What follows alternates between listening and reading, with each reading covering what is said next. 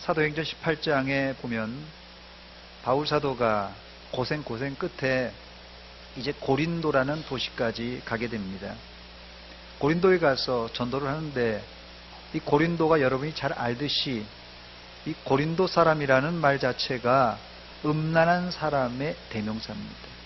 그게 음란한 도시에서 복음을 전하려고 하니 이게 복음이 제대로 먹히지가 않는 거예요. 복음을 전해도 또 예수님을 전해도 이렇게 먹혀들이지가 않으니까 바울 사도가 지쳤습니다. 이렇게 지쳐 있을 때 밤에 환상 가운데 하나님께서 나타나셔서 바울 사도를 이렇게 위로해 주십니다. 사도행전 18장 10절 말씀입니다. 내가 너와 함께 있음에 어떤 사람도 너를 대적하여 해롭게 할 자가 없을 것이니 이는 이 성 중에, 고린도 성입니다, 이 성 중에 내 백성이 많음이라, 이렇게 위로해 주셨어요. 두려워 떠는 바울 사도에게 하나님은 첫째, 너와 함께 하겠다는 약속을 주시고, 둘째는 내가 너를 도와주시겠다고 약속하였습니다. 그리고는 이 성 안에, 고린도 성 안에 내 백성, 하나님의 백성이 많으니 마음 놓고 전도하거라 격려해 주셨습니다. 우리 교회는 매주 목요일 날 이제 오후에 전도를 나갑니다. 개인적으로도 시내에서 전도하는 분들이 많습니다만은 이렇게 목요일 날 정해놓고 전도를 하고 있습니다. 어떤 분이 시내에서 대전 서문교회 전도지를 돌린다는 그런 이야기가 있어서 사진을 찍어 왔더라고요. 우리 교회 전도지를 들고 전도하는 분이 있다 해서 그 사진을 찍어서 저한테 보냈는데, 흐릿해서 잘 알아볼 수가 없었는데 자세히 보니까 누구냐 하니까, 여기 어떻게 계시죠? 우리 정기승 장로님 부인 이정자 권사님께서 둔산동 어디 버스 정장이었던 것 같아요. 거기서 전도하는 사진을 어떤 분이 저한테 보내왔습니다. 서문교회가 이렇게 전도를 열심히 하느냐고요. 그날이 목요일인지 모르지만 평소에 집 앞에 나가서 버스 정류장에서 꾸준히 전도하시는 권사님과 같은 분들이 우리 교회 안에는 소소하게 많습니다. 하나님께서 이렇게 은밀하게 전도하실지라도 다 갚아주실 줄 믿습니다. 그런데 문제는 이렇게 열심히 전도지를 나누어 줘도 사람들이 거들떠도 안 본다는 것이 문제예요. 전도지 나눠주고 예수 믿으라고 그러고 천국 가라고 그러고 아무리 좋은 복음을 전해도 거들떠도 보지 않습니다. 그럼에도 불구하고 제가 소개한 이 말씀, 이 성 중에, 대전시 안에 내 백성이 많다, 이 성 중에 내 백성이 많다라는 하나님의 말씀에 위로받으시고 꾸준히 전도하여 열매 맺으시기를 주의 이름으로 축원합니다. 저를 한번 따라서 하시기 바랍니다. 전도합시다. 전도합시다. 오늘 전도위원회 헌신 예배를 통하여 여호와께 복을 받은 자라는 제목으로 함께 은혜를 나누고자 합니다. 본문에 여호와께 은혜를 받은 자라 했는데, 여호와께 은혜를 받은 자가 누구입니까? 그 주인공은 이삭입니다. 아브라함의 아들 이삭이 여호와께 복을 받은 자의 주인공입니다. 첫 번째로 이삭은 어떤 복을 받았습니까? 본문 앞절에 잘 기록되어 있는데 창세기 26장 12절과 13절에 이삭이 받은 복이 기록되어 있습니다. 이삭이 그 땅에서 농사하여 그 해에 몇 배요? 100배나 얻었고 여호와께서 복을 주심으로 그 사람이 창대하고 왕성하여 마침내 거부가 되었다라는 복입니다. 이삭이 몇 배의 복을 받았다고요? 100배. 올 한 해 여러분들이 하는 모든 일마다 100배의 축복을 받으시기를 주의 이름으로 축원합니다. 하나님은 째째한 분이 아니십니다. 하나님이 아주 약하게 주실 때 30배, 60배, 보통이 100배예요. 더 나아가서는 1000배, 10,000배로 부어주시는 분입니다. 그런데 이삭이 100배 축복을 받은 장소와 시기가 중요한데, 장소가 가나안 땅이 아니라 블레셋 그랄 땅이고, 시기적으로는 흉년 때문에 블레셋으로 이주하여 갔던 아주 어려운 시기였습니다. 그것뿐만 아닙니다. 이삭은 이제 블레셋으로 내려가면서 이 아내가 너무 이쁘게 생겼으니까 아내 때문에 자기가 죽을까봐 아내를 아내라고 하지 않고 자기 누이라고 속이고 이제 거기 가서 살고 있는 시점입니다. 이렇게 거짓말까지 했어요. 이삭은 하나님께 100배의 복은 고사하고 저주를 받아야, 거짓말했으니까 마땅한데 100배의 축복을 받았습니다. 이삭이 어떻게 이런 복을 받게 된 것입니까?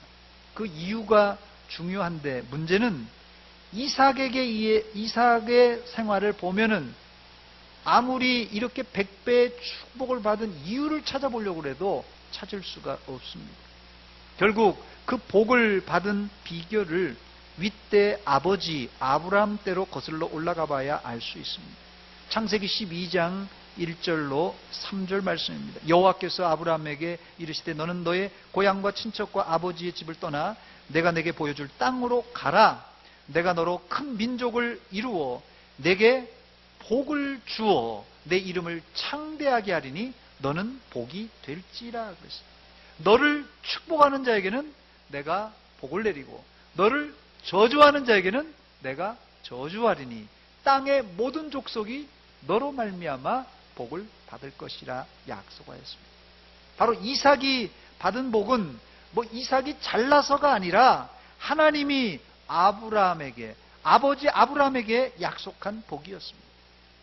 그런데 사실 이 복도 원래는 아브라함에게만 한정된 복이 아니었습니다. 원래는 이 복이 온 인류에게 주어진 복입니다. 창세기 1장 28절 29절에 보니까 하나님이 그들에게 했는데, 이게 아담과 하와예요. 이 인간의 대표 단수인 아담과 하와, 하나님이 그들에게, 아담과 하와에게 복을 주시며 하나님이 그들에게 이르되 생육하고 번성하여 땅에 충만하라, 땅을 정복하라, 바다의 물고기와 하늘의 새와 땅에 움직이는 모든 생물을 다스리라 하시니 하나님이 이르시되 내가 온 지면에 씨 맺는 모든 채소와 씨 가진 열매 맺는 모든 나무를 너희에게 주노니 너희의 먹거리가 될 것이라고 약속하였습니다. 엄청난 복을, 이 온 우주 만물을 이 사람에게 다스리라고, 정복하라고, 이 모든 먹거리들을 다 너희가 먹을 수 있다고 이렇게 축복을 해 주셨어요. 복을 주셨습니다. 그런데 어떻게 되었습니까? 아담과 하와가 제 역할을 못하고 죄를 짓자 복은 고사하고 에덴 동산에서 쫓겨나고 말았습니다. 여기서 만약에 하나님이 손을 떼버렸다면 이 세상 어느 누구도 아담이 받았던 복, 아브라함이 받았던 복을 받을 수 없었을 것입니다. 그런데 하나님은 미워도 다시 한번 죄지은 인간에게 예수 그리스도를 보내실 것을 약속하시고 또 예수 그리스도를 통한 구원과 복을 약속하였습니다. 그 예수 그리스도가 누구의 자손을 통하여 오신다고 했습니까? 바로 아브라함과 이삭과 야곱을 통한 바로 이 다윗의 자손을 통하여 이 땅에 오신다고 약속하였어요. 다른 말로는 아브라함과 다윗의 자손이신 예수 그리스도를 믿으면 처음 하나님께서 약속해 주신 그 아담의 복과 계속 이어지는 아브라함의 복을 받을 수 있다는 말씀입니다. 바로 하나님이 아담과 아브라함에게 주시겠다는 약속의 복을 다 받아 누린 사람이 본문에 나오는데 그 주인공이 누구라고요? 아브라함의 아들 이삭입니다. 이삭이 받은 복이 어떤 복이라고요? 어떤 복이요? 100배의 복입니다. 언제 받았다고요? 흉년 들었을 때 그랄 땅에 내려가서 아주 악조건 속에서도 하나님은 100배의 축복을 허락하였습니다. 그 이유가 뭐라고요? 이삭이 잘나서요? 아니요. 아담과 그 아버지 아브라함에게 주시겠다는 약속 때문에 바로 이삭이 복을 받은 것입니다. 그래서 우리는 이런 복을 공로 없이 거저받는다고 그래서 은혜라고 부릅니다. 하나님은 약속을 지키시는 분이에요. 아담에게 한 약속, 아브라함에게 한 약속, 이 약속을 지키십니다. 이런 하나님을 우리는 신실한 하나님이라고 부릅니다. 저를 한번 따라서 하시기 바랍니다. 하나님은 신실하십니다. 두 번째, 그렇다면 오늘 전도위원회 헌신 예배와 이삭이 받은 100배의 복은 무슨 관계가 있습니까?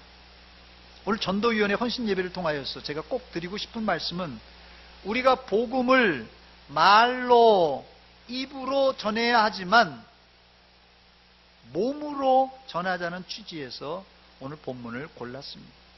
우리 교회는 매주 아까 말씀드린 대로 목요일 날 전도지를 들고 물티슈를 들고 나가서 전도를 합니다. 교회에서 목요일은 전도하는 날이라고 못 박아놨기 때문에 뭐 하기 싫어도 우리 전도위원들은 나와서 전도를 합니다. 그런데 전도를 해보신 분들은 다 아시겠지만 반응이 영 안 좋아요. 반응이 영 안 좋아요. 전도하는 사람, 반기는 사람 한 명도 없습니다. 전도하면 전도지를 버리시는 분, 전도한다고 화내시는 분, 피하여 지나가는 분, 뭐 별별 사람들이 다 있습니다. 노방에서 이렇게 전도해도 실제 전도된 분이 거의 없습니다. 그렇다면 왜 이런 소모적인 일을 계속해야만 하는 것입니까? 여러분, 그 이유가 있어요. 그 이유는 이런 방법을 통해서라도 10,000명 중에 1명이라도 회개하고 돌아올 수 있기 때문에 그렇습니다. 효과는 떨어지지만 만에 하나 하나님이 그 시간에, 우리가 전도하는 그 시간에 우리에게 붙여줄 사람이 있기 때문에 우리가 주님 오실 날까지 계속해서 전도해야만 하는 것입니다. 또 전도하다 보면 설령 열매가 없을지라도 우리 마음이 뜨거워집니다. 사실 전도지를 들고 저도 이게 나가면 어떨 때는 참 창피하기도 하고 애들 말로 쪽팔리기도 하고, 이 전도지 들고 이게 이 한 동네 한 바퀴 도는 것이 쉽진 않습니다. 그런데 처음에는 창피하기도 하고 쪽팔리기도 하지만 전도를 시작하면 하나님이 전도하는 우리에게 담대한 믿음을 주시고 성령님께서 우리의 마음을 뜨겁게 역사할 적이 한두 번이 아닙니다. 또 가끔씩은 말이라도 뭐 교회에 오겠다는 그런 사람도 있습니다. 예. 저는 이런 노방전도를 전도의 가벼운 접촉점이라고 부릅니다. 가벼운 접촉점이에요. 그래서 이걸 통해서는 사실 인격적인 전도가 힘듭니다만은 가벼운 접촉점이라, 이런 접촉점이라도 뭐 이제 광고라도 하지 않습니까? 뭐 직접 광고도 있지만 간접 광고도 있잖아요. 이게 어쩌면 예수님에 대한 광고고 교회에 대한 광고라고 생각이 됩니다. 이걸 통해서 뭐 전도지 한 장 준다고 예수 믿습니다, 이런 사람은 뭐 거의 없잖아요. 그런데 이렇게 자꾸 접촉점을 계속 반복하고 넓혀가다 보면 이제 마음이 돌아오는 경우가 있다는 것입니다. 그런데 오늘 본문을 읽어보면 이삭의 경우는 전도 한 번 안 했어요. 블레셋 지방에 내려가서 그랄 지방에 가서 살면서도 전도 한 번도 안 했습니다. 그런데 오늘 본문에 보니까 블레셋 왕 아비멜렉과 그 친구 아우삭과 군대 장관 비골이 이삭을 찾아왔습니다. 어떻게 이런 일이 벌어진 것입니까? 원래 아쉬운 사람이 찾아오는 법입니다. 원래 아쉬운 사람이 찾아오는 것입니다. 그런데 이들이 이 블레셋 왕 아비멜렉과 또 아우삭과 군대 장관 비골이 이삭을 쫓아냈던 사람들이에요. 또 너 우리 블레셋에서 이 그랄에서 나가라 쫓아냈던 사람들. 그런데 이번에는 아쉬우니까 찾아와서 언약을 맺자고 먼저 제안을 합니다. 본문 26절과 27절입니다. 아비멜렉이 그 친구 아우삭과 군대 장관 비골과 더불어 그랄에서부터 이삭에게로 온지라. 이삭이 그들에게 이르되 너희가 나를 미워하여 나에게 너희를 떠나게 하였거늘 어찌하여 내게 왔느냐. 이때 아비멜렉이 하는 말이 가관입니다. 28절입니다. 우리 28절 같이 읽겠습니다. 시작. 그들이 이르되 여호와께서 너와 함께 계심을 우리가 분명히 보았으므로 우리의 사이 곧 우리와 너희 사이에 맹세하여 너와 계약을 맺으리라 말하는다. 아멘. 더 나아가서 29절에 보니까 너는 우리를 해하지 말라. 이는 우리가 너를 범하지 아니하고 선한 일만 내게 행하여 내가 평안히 가게 하였음이니라. 이제 너는 여호와께 복을 받은 자니라. 이렇게 고백합니다. 저는 최고의 전도란 안 믿는 사람의 입에서 믿는 자를 칭찬하고 안 믿는 자 입에서 하나님을 찬양하게 만드는 것, 이게 최고의 전도라고 생각합니다.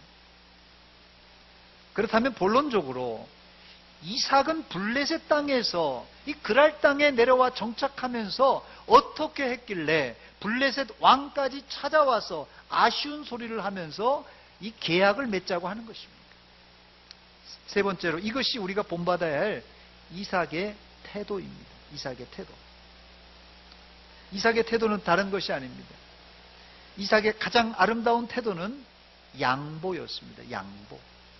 이삭은 양보의 사람이었어요. 이삭은 목축업이 주업이었고 더불어 농사를 짓는 사람이었기 때문에 물이 상당히 필요했습니다. 그래서 가는 곳마다 우물을 팠습니다. 그런데 이삭이 우물을 팔 때마다 블레셋 사람들이 자기들의 우물이라고 주장하면서 이삭이 애써 판 우물을 빼앗습니다. 그런데 이삭은 뺏으면 빼앗기고 싸우지 않고 양보했어요. 또 파서 우물을 얻었는데 또 빼앗습니다. 또 양보합니다. 또 파서 얻었는데 또 빼앗습니다. 또 양보합니다. 계속 양보하니까 나중엔 르호봇이라는 우물을 팠는데 블레셋 사람들도 양심이 있었는지 이 르호봇 우물은 빼앗지를 않았어요. 사실 우리나라도 과거에는 이 하늘만 보고 농사를 지었지 않습니까? 천수답이 대부분이었기 때문에 논에 물을 대는 문제는 이웃 간에 상당한 예민한 문제였어요. 그래서 물 때문에 종종 한 마을에서 제가 어릴 적에 칼부림이 난 적이 있습니다. 예. 이 진짜예요. 동네에서 같은 이웃에 사는데도 그 물 대는 문제 때문에 칼부림이 나더라고요. 그렇습니다. 물길을 막든지 우물을 빼앗는 행동은 고대 사회에서는 선전포고와 같은 것입니다. 그러나 이삭은 싸우지 않고 양보하고 물러나고 또 양보하고 물러났습니다.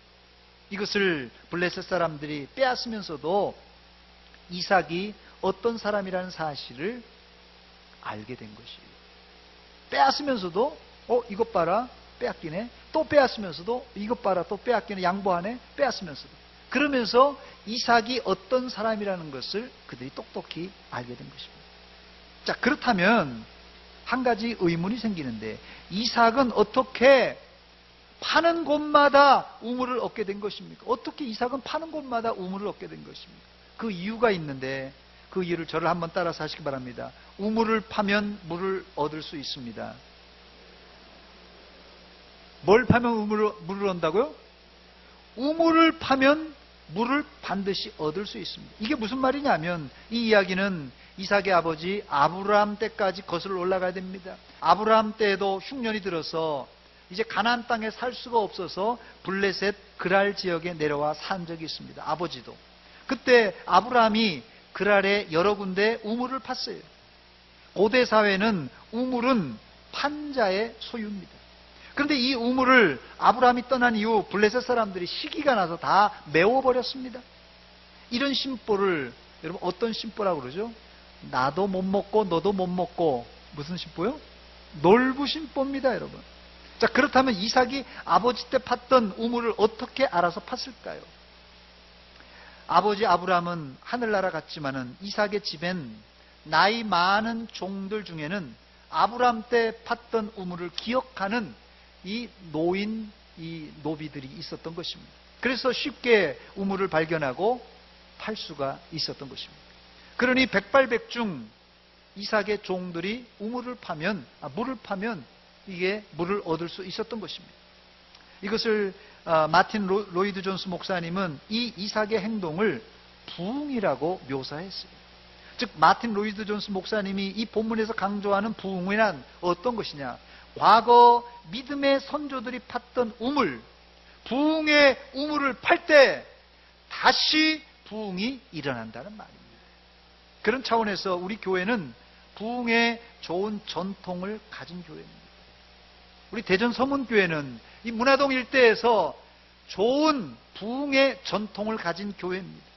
과거 선배들이 닦아놓은 부흥의 우물을 다시 팜으로 우리 시대에도 우리 당대에도 다시 한번 부흥이 활활 타오를 줄 믿습니다. 특별히 오늘 전도위원회 헌신 예배이기 때문에 우리 교회가 과거에 제가 부임하기 전에 전 들은 소문입니다만은 1000명 육박했다고 합니다. 우리 교회가.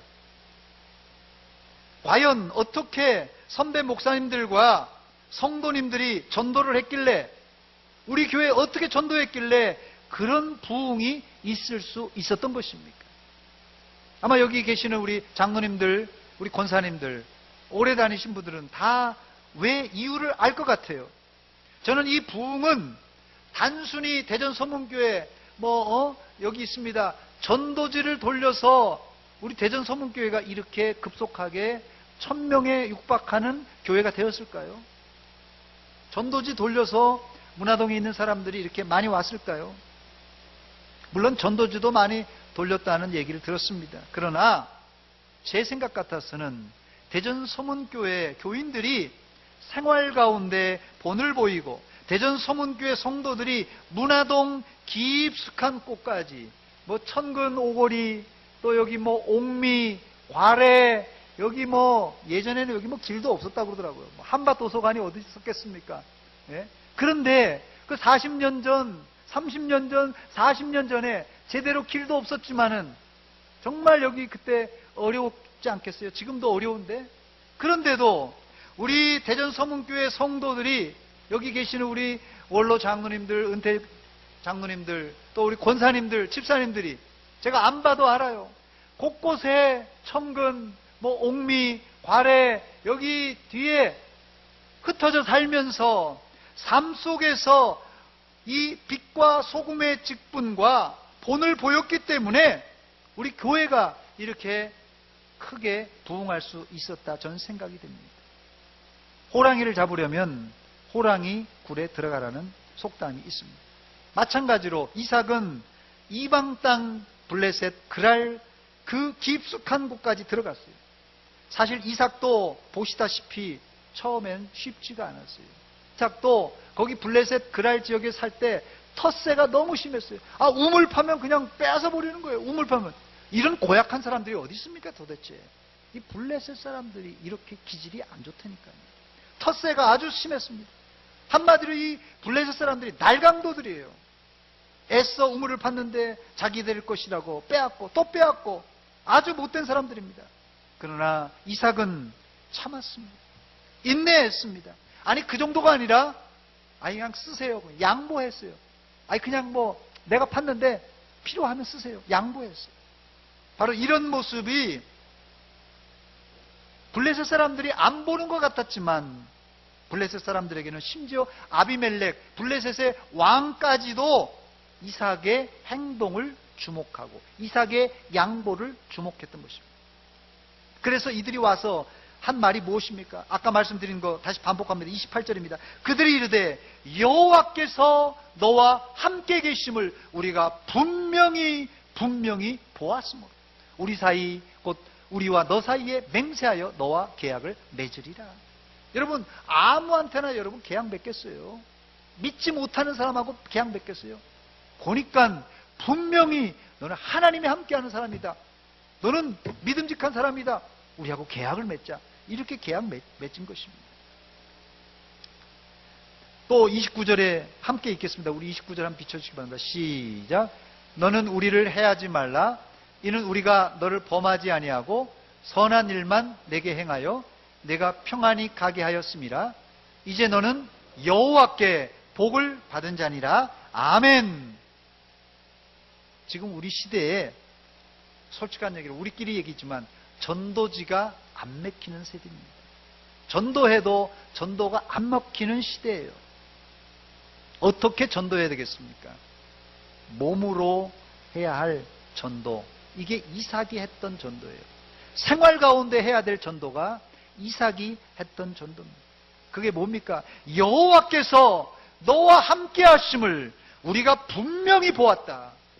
오늘 여러분 각자 삶의 현장에서 안 믿는 사람들이 안 보는 것 같아도 다 보고 있습니다. 너 보니까 정말 하나님이 살아계심을 분명히 우리가 보았다는 그런 증거를 다 받으시기 바랍니다. 그게 전도지 안 돌려도 그게 진짜 백이 전도예요. 동네 사람들이 여러분들이 안 보는 것 같지만은 당신 보니까 진짜 하나님 살아계시는 것 같다. 이런 말을 들어야 되지 않겠습니까? 당신은 누가 뭐래도 하나님께 복받은 자입니다. 이런 소리 들어야 됩니다. 여러분들의 얼굴이 전도주입니다.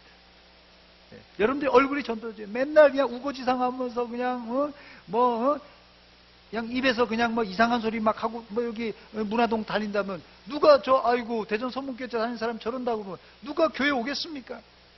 여러분들의 얼굴이 전도지고 여러분의 말이 전도지입니다.